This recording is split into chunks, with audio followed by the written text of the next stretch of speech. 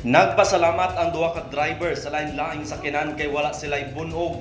Human na disgrasya ang ilang sakyanan sa duha ka managlaing insidente. Nahulog ang sakyanan ni Emmet Divera Mayordomo sa pangpang sa Green Hills dito sa lungsod sa President Ruas dinhi sa probinsya sa North Cotabato kagahapon sa buntag.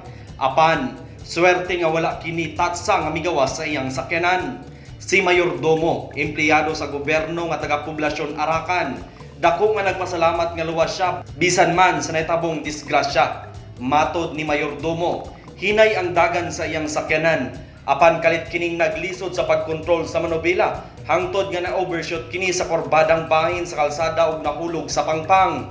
Makita sa video nga nagtinabangay ang mga nag-agi nga motorista ug mga residente nga duol sa lugar aron makagawas ang driver sa maong sakyanan. Matod sa mga nakakita, posibleng mas grabe pa ang ginangatan sa driver kung wala kini nasangit sa punuan sa kawayan nga nakababag sa pangpang.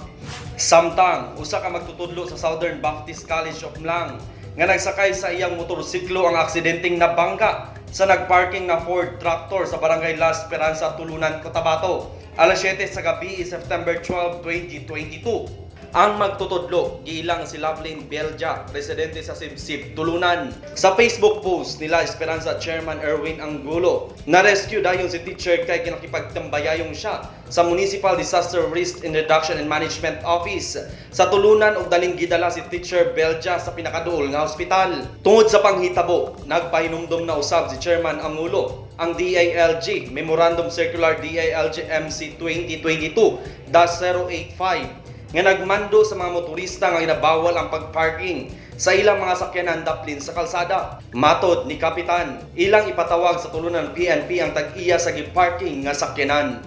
Marvin Revilla, Newsline Philippines, Province of North Cotabato. Stay safe!